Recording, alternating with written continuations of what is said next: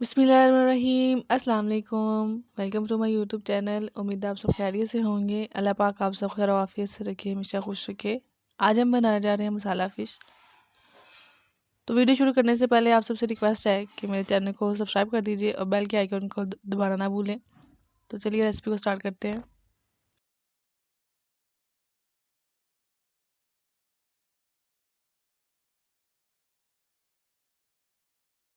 हमने यहाँ पे ले लिया है 1 प्याली दही। हम पहले मछली को हम मैरिनेट करके रखेंगे। तो इसके अंदर मैं डालूँगी 1 चम्मच नमक। आप टेस्ट के मुताबिक कम या ज़्यादा कर सकते हो। 1 चम्मच में डालेंगे हल्दी। 1 चम्मच इसमें डालेंगे लाल मिर्च। 1 चम्मच इसमें डालेंगे कुटी हुई लाल मिर्च। और 1 चम्मच इसमें डालेंगे गरम मसाला कुटा हुआ। 1 चम्मच इसमें डालेंगे कुटा हुआ धनिया। आप चाहें तो पाउडर भी डाल सकते हैं, लेकिन मैंने ये मसाले कूट लिए थे। तो इसको अच्छे से मिक्स कर लेंगे।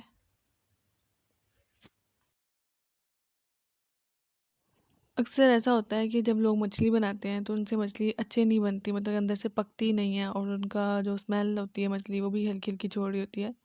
तो आप जो मेरी रेसिपी देखेंगे इससे आपकी ना तो स्मेल आएगी और ना ही आपकी जो मछली अंदर से वो गलती नहीं है ना, वो भी नहीं होगा। तो आपने ये सारे स्टेप्स को फॉलो करना है।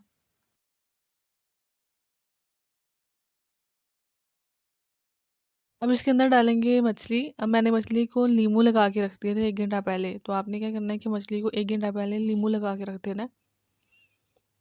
और इसके बाद मैंने अब इसको मैरिनेट करने के लिए रखा है। इसको अच्छे से हमने मसाला लगा लेना सारा चारों तरफ से, ताकि हमारी जो मछली के अंदर जो मसाला है ना, वो नमक भी सारा अंदर चला जाए। मछली को पहले मसाला लगा के रखते हैं तो मछली का जो जायका है ना वो अच्छा आ जाता है अंदर से, मतलब उसका टेस्ट भी अच्छा आ जाता है। अगर हम मछली को मसाला ना लगा के रखें तो फिर वो जब हम उसे पकाएं तो अंदर से फिर वो मतलब कोई टेस्ट नहीं आता है, वो फोकी फोकी सी रह जाती है। तो इसलिए हम इसको सारा मसाला लगा के 2 घंटे तक रखेंगे, ताकि इसका जो ये मसाला है वो अंदर तक चला जाए और मछली हमारी अच्छे से बन जाए।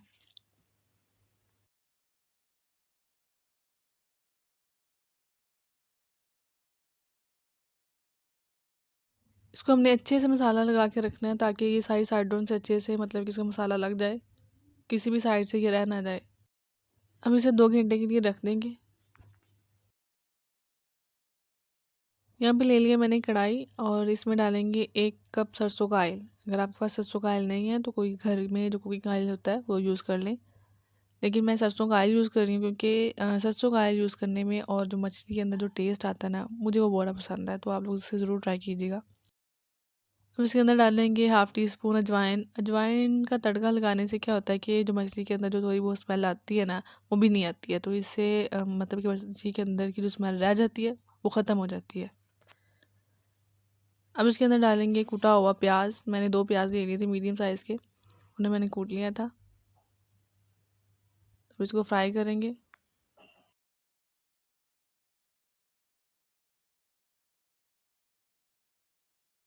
मीडियम आंच पे हम इसकी अच्छे से भुनाई कर लेंगे, ताकि जो प्याज है वो अच्छे से ब्राउन हो जाए। ज़्यादा हम ब्राउन भी नहीं करेंगे और ज़्यादा हम उसे सफ़ेद सफ़ेद भी नहीं छोड़ेंगे। तो नॉर्मल हमने उसे मतलब लाइट ब्राउन जब हो, तो इतना हमने करना है इसको।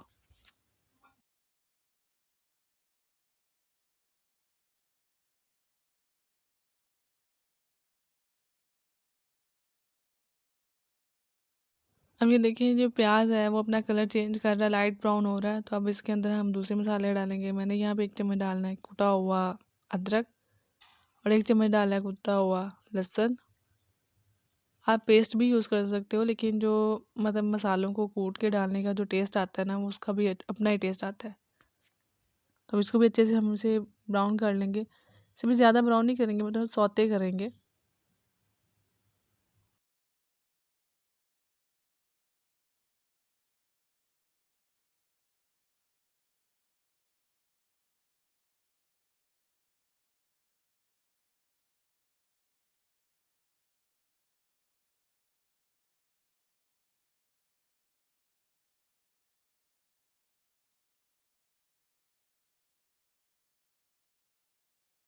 अब इसके अंदर डालेंगे टमाटर।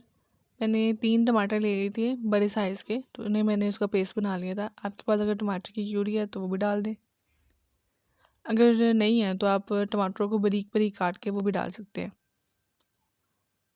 तो इसमें हमने ये मतलब कि चंद मसाले डाले हैं। हमने इसमें नमक, मिर्च या सूखे कोई भी मसाला नहीं डाला, क्योंकि वो हमने मछली को मसाला ऑलरेडी लगा के रखा हुआ है। तो हम इसकी इन्हीं मसालों की हम बुनाई करेंगे।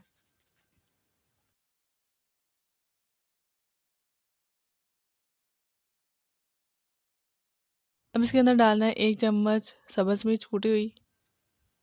इसको अच्छे से हमने पका लेना है, ताकि ये सारे मसाले अच्छे से मतलब इसके भुन जाएं।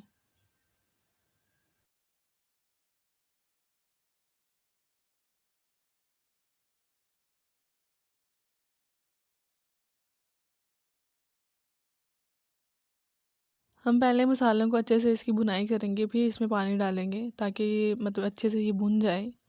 तो बाद हम दूसरे सालन में क्या करते हैं कि हम थोड़ी देर भूनते हैं फिर पानी डालते हैं, लेकिन इन मसालों को अच्छे से भून के फिर पानी डालना है। अब इसके अंदर पानी डालेंगे थोड़ा सा।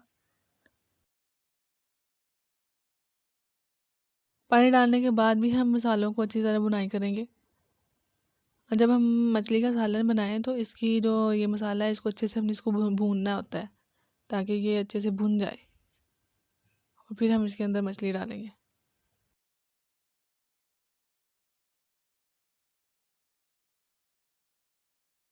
मैंने यहाँ मसालों की तकरीबन 15 मिनट तक भुनाई की है, तो आपने भी इसे अच्छे से भून लेने हैं मसालों को। तो इसके अंदर डालेंगे हम मछली, जो इसे हम मसाला लगा के रखा हुआ था। मैंने 2 घंटे रखा है इसे। अब मछली को इसके अंदर डाल देंगे। और एक दूसरी बात कि मछली में हमने ज़्यादा चम्मच नहीं लगाना। ज़्यादा चम्मच हिलाने की वजह से क्या होता है कि मछली टूट जाती है वो अंदर से भी, और बिखर जाती है।